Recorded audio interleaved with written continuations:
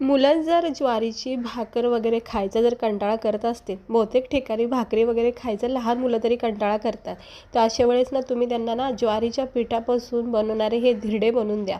इतके छान लागतात ना, म्हणजे हे त्यांना नाश्त्याला किंवा टिफिनला जर तुम्ही दिले ना, तर ज्वारीची भाकरी खाल्ल्यासारखं एक प्रोटीन भेटेल. दुसरी गोष्ट कळूनसुद्धा येणार नाही की याच्यामध्ये ज्वारीचं पीठ टाकलेलं आहे. आणि याच्यामध्ये वेगवेगळ्या प्रकारच्या आवडीच्यानुसार तुम्ही भाज्या टाकू शकता. तर पाहू शकता इतके छानच मी ज्वारीच्या पिठापासून धिरडे बनवलेले आहेत, झणझणीत चमचमीत बनवलेले आहेत. तर पाहू शकता मस्त खोबऱ्याची चटणी चहासोबत किंवा केचपसोबत तुम्ही याला खाऊ शकता. आणि नाश्त्याला काही सुचलं नाही तर तुम्ही हा पदार्थ पण नक्की करून बघा. खूप हेल्दी आहे, पौष्टिक आहे, कारण आपण याच्यामध्ये टाकलेलं आहे ज्वारीचं पीठ. तर चला बघून घेऊया ह्याला लागणारं साहित्य, बनवायची कृती. व्हिडिओ आवडला तर लाईक करा, चॅनेलला सबस्क्राईबर करा. तर इकडे मी फक्त एक अर्धी वाटी ना ज्वारीचं पीठ घेतलेलं आहे. आता ज्वारीचं पीठ आपल्या घरोघरी असतं. ज्वारीचं पीठ एक अर्धी वाटी. त्यानंतर इकडे मी कांदा, एक मिरची बारीक कट करून टाकली आणि एक बारीक चिरलेलं टमाटर टाकले. आता ह्या स्टेजवरनं तुम्ही पत्ताकोबी, शिमला मिरची, गाजर सगळे व्हेजिटेबल इथे बारीक कट करून थोडेसे टाकू शकता, म्हणजे भरपूर सारं प्रोटीन भाज्याचं पण भेटेल. त्यानंतर थोडीशी कोथिंबीर आणि ना नाश्त्याला चांगला कुरकुरीतपणा येण्यासाठी 2 चमचे मी इकडे रवा घेतलेला आहे. ह्याच्याऐवजी तुम्ही तांदळाचं पीठसुद्धा घेऊ शकता.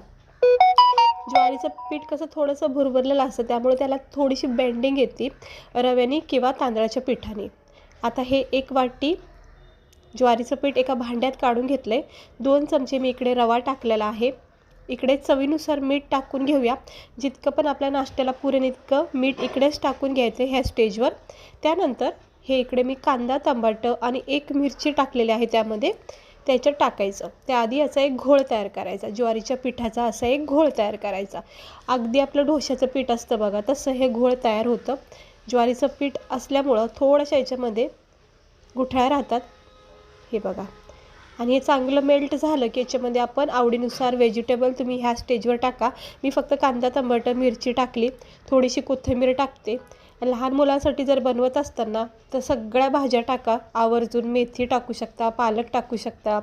त्यानंतर इकडे मी लाल तिखट टाकले तिखटपणा येण्यासाठी. थोडासा धना पावडर, थोडासा गरम मसाला पावडर आणि थोडीशी हळद टाकायची. हे बेसिक मसाले टाकून घ्यायचे, म्हणजे छान रंग येतो आणि चव मस्त येते, एकदम भारी वाटतं. थोडेसे चिमूटभर अगदी जिरे टाकून घेते. हे बघा याच्यामध्ये मी थोडेसे जिरे टाकलेले आहेत. आणि आता हे सगळं मिक्स करून घ्यायचं व्यवस्थित हलक्या हाताने. हे सगळे मसाले, कांदा, टमाटर जे पण टाकले आपण ते सगळं असं मिक्स करून घ्यायचं आणि असं छान पीठ याचं तयार होतं. पाहू शकता तुम्ही मस्त असं घटसर दाटसर पीठ हे तयार झालं आहे धिरडे बनवण्यासाठी. याच्यापेक्षा सुद्धा तुम्ही दाटसर बनवू शकता, पण मग त्याला जाळी येणार नाही जास्त. आता तव्याला ना तेल लावून ठेवायचं. लहान मोठा जसाही तुमचा पॅन असेल त्यावर तेल लावून ठेवायचं. आणि इकडे वाटीच्या साहित्याने, चमच्याच्या साहित्याने किंवा पळीच्या साहित्याने तुम्ही हे मिश्रण ओतू शकता. तर मी जरा वाटीने मला सोपं जाते. आणि लहान मोठे आता जसे पण आवडतील तसे बनवू शकता. जास्त मोठा पण करू शकता चपातीच्या आकारासारखा, किंवा असे छोटे छोटे पण बनवू शकता. तर मी शक्यतो छोटेच बनवते. आणि याला द्यायचं थोडा वेळ. जोपर्यंत खालची साईड अशी निसटत नाही ना, सुटत नाही, तोपर्यंत पलटी करू नका. जर तवा नॉनस्टिकी असेल तर मग काहीच टेन्शन नाही, झटकीपट न चिटकता हे तयार होतात. हे बघा, हे असं अलगद पलटी करायचं. बघा परफेक्ट, बघा किती मस्त रंग आला आहे, जाळी आली, एकदम छान वाटतंय का नाही. हा असा ज्वारीच्या पिठाचा नाश्ता नक्की करून बघा. भाकर वगैरे खायचा जर कंटाळा आला असेल ना, तर त्याच पिठापासून ज्वारीच्या हा नाश्ता बनवा. बघा असं दोन्ही बाजूने व्यवस्थित तुम्ही पाहू शकता किती मस्त याच्यावर एकदम छान असे ब्राऊन डाग आलेले आहेत, म्हणजे चॉकलेटी डाग, म्हणजे छान प्रकारे हा भाजला गेला आहे. असं दोन्ही साईडून व्यवस्थित ह्याला भाजून घ्यायचं, जोपर्यंत ह्याच्यावर चॉकलेटी रंग चढत नाही तोपर्यंत.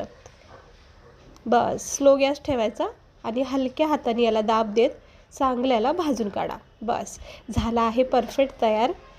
दुसऱ्या वेळेससुद्धा असं तव्याला तेल लावायचं आणि बॅटर थोडासा मिक्स करून प्रत्येक वेळेस मग असं ओतायचा.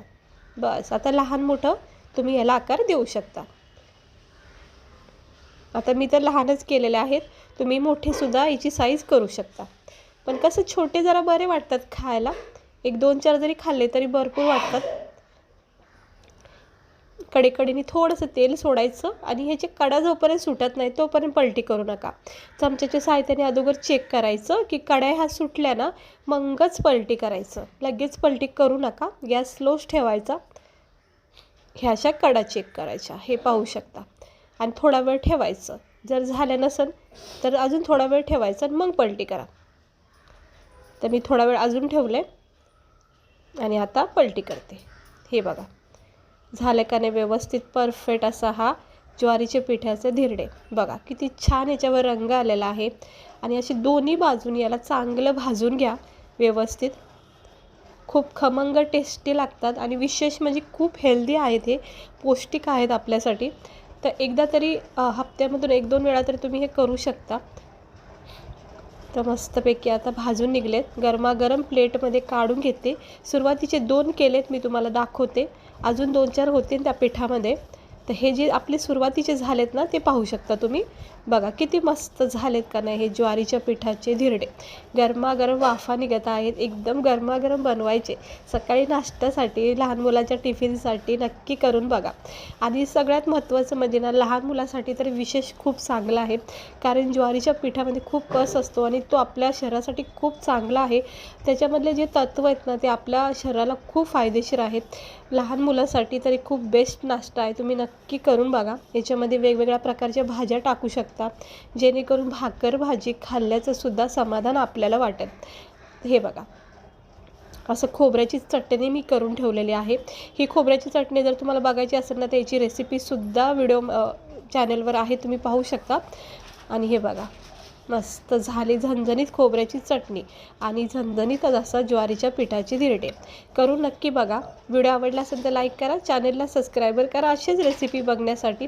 ते इतकं भारी वाटलं आणि याची चव इतकी मस्त वाटली खाता वेळेस. केचपसोबत किंवा चहासोबतसुद्धा तुम्ही याला खाऊ शकता किंवा असंही खाऊ शकता. खूप मस्त वाटतं. तर चला भेटते मी तुम्हाला पुढच्या व्हिडिओमध्ये. आजची रेसिपी आवडली असेल तर लाईक करा.